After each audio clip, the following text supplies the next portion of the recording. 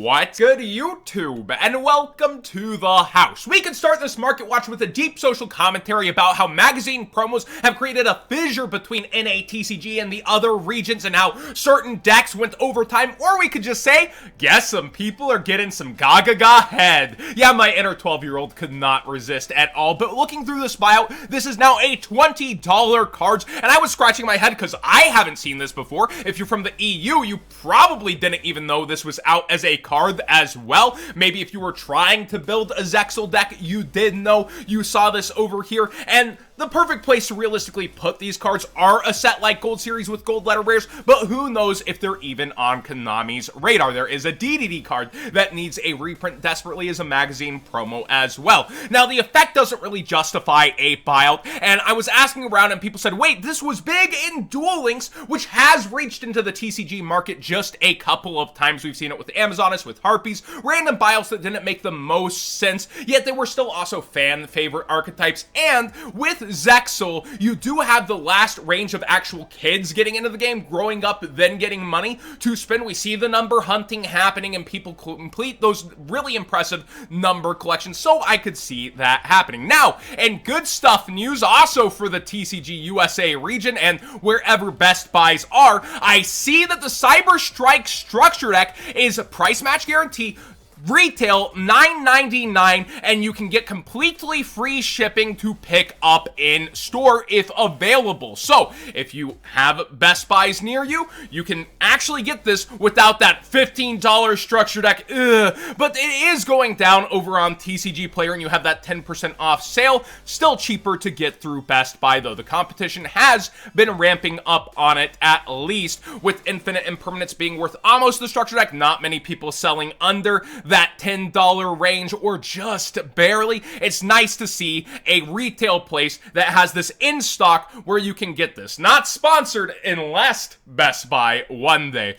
Now, Lightning Storm's been going up in price for every version. We covered that the Ultra Rare was headed towards 50. It was at like 48, and now we see it increasing past 50. People want playsets of this card when they want options for it. And I even covered that I like Dark Ruler and the more kind of better than this card for board busting, but I do get that back row decks are still a thing. Eldritch is around, and you have other decks floating in the rogue slash meta, and you always want to take out Mystic Mine, right? Well, the Secret Rare has gone even further beyond, back into the 70s. The Collector Rare floating around 110 and goes up somewhat quickly from there to 120 on the front page. And then the Starlight being highest rarity. This had dipped and bottomed out thanks to the Collector Rare and is still there. So it may be the perfect time during those TCG Player bonus bucks back, if this persists, to use that 10% bonus bucks back on a big ticket item like this if you've been eyeing it waiting, because if every other version's going up and this proportionally is here, yes, the Collector Rare creates competition, but people will grab 3 of these when they do.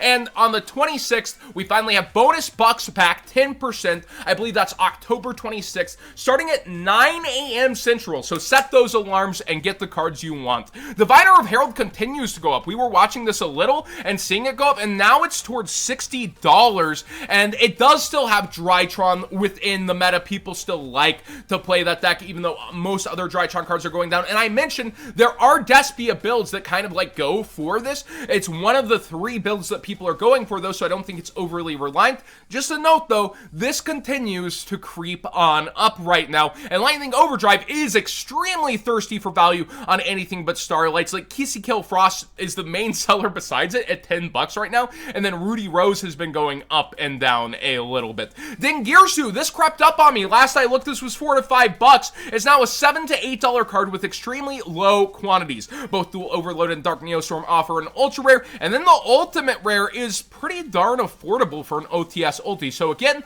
maybe something to watch during that sale if you're going after it. Using my TCG Player link in the description down below, costing you nothing extra. Support the channel directly for the cards you'd already be buying, smile.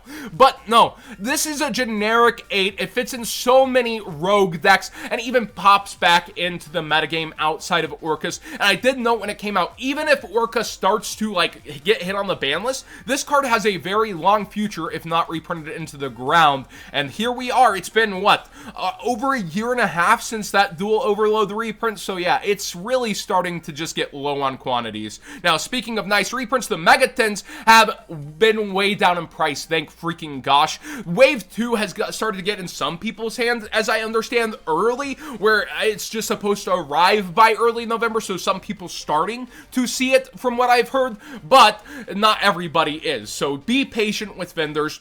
Konami made their public statement on that, but it's nice to see these prices continue to go down on sealed cases and competition ramp up. Crossout Designator being the lead chase also going down in price is a huge conversation point. We'll wrap back around to that. Zeus around $12, very nice to see. And the singles continuing to go down in price for those who want them. Look at this, Lulu as well as Fractal, just oh so affordable heading into Burst of Destiny. Now, Crossout Designator, has it failed? It wasn't so overhyped. Look, it takes a specific kind of deck building as well as a player who understands how to reactively use it and then want to lead themselves to that deck building. Will it be in Top Cuts?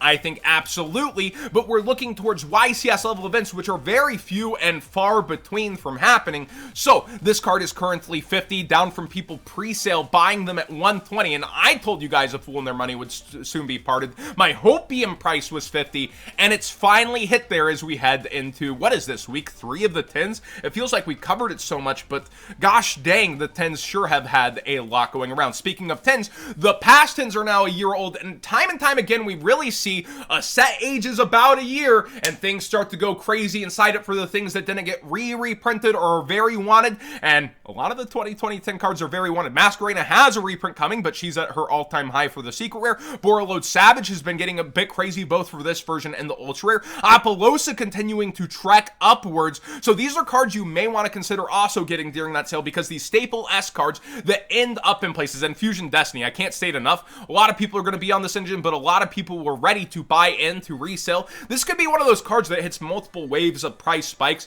depending on how prevalent that engine is. But Cherubini down here is starting to run out of quantities too, is something that was pointed out in my Discord. The secret rare is really starting to spike, and proportionally you might want to go for the secret rare over the ultra rare. But in Phantom Knights and any rank 3 goodness deck, this card is a star, and I feel like is super underestimated where it's at now, so a little penny stonkish. But if you want a secret rare for your Burning Abyss deck, for your PK deck, for any rank 3 deck, definitely consider getting it sooner than later. I could easily see this being 20. Nibiru, the primal being, as well as Dark Ruler No More, going back even a year further for other Megatins. This is way up for what it is, $15. Now, I think we covered it at 12, 13, and continues to go up, and just as the options, they're super low on quantities, but Nibiru's even further beyond. When we last covered this, I believe the secret was 22, now it's 26, and this was 18, and now it's 22. It just continues to spike, partially due to being a Crossout Designator target, but also because people want to lend the power to it. They want to make you have to play around this all 3 games, going into unoptimal routes and combos in order to place things how you don't want to build your boards for max efficiency. So people having this looming threat also has intended benefits other than, oh, you can just take care of Nibiru. Oh wait, I can make you play in certain ways you don't want to have to play, and that's kind of what Nibiru's for, along with Crossout. Dark Ruler No More, one of the most optimal board busters of all time, really bubbling up there. I wanted to just point out collector rares that I think like have a little bit of potential. So the Live Twins, a lot of people ask me, should I sell them now? I've been getting them just to sell them. Well, you're playing a dirty game with the market, and timing is everything. Who knows? The new Link 4, I believe it's Trouble Sunny, could be coming out, and that could explode people's interest in the deck, or everybody's been waiting for it to come out and sell, and everyone's going to try to sell together. Market Man doesn't always have all the answers for you, and there's not always like people want to know timing. If everybody could call timing, everyone would max profit, but then they'd still start running into each other. That's the problem, isn't it? So if you're playing that game instead of genuinely getting them for yourselves, good luck. I don't have advice for you. You're already winning. Maybe sell them now and list them for that TCG player sale. Artemis, though, I feel like it's a bit undervalued because we're seeing every single invoked buyout, and we've talked about how hard it is to get a specific collector, as well as Unicorn. If it doesn't have all that white goop on it that came on some collector rares, I feel like Unicorn, along with it's getting its Ultra Art, yes, but its collector rare is its highest version, and then Artemis being used in invoked. We've seen invoked buyout after invoked buyout after invoked buyout all throughout these last weeks.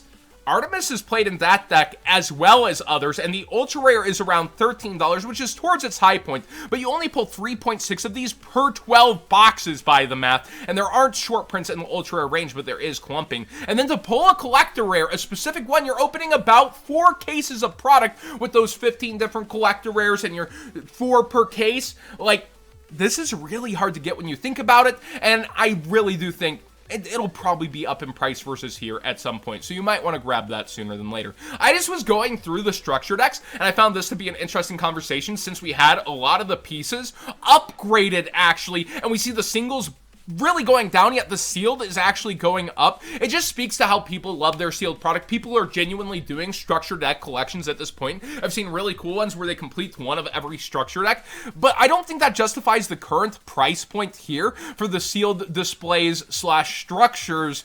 Like, I figure that it might be suffering and going down, but it's actually going up, and I do think there's a ton of penny stonks within the reprint singles in here, such as Chaos Hunter. People always want it, and look how low the quantities are. So with the sealed going up, people are less incentivized to go for these cards.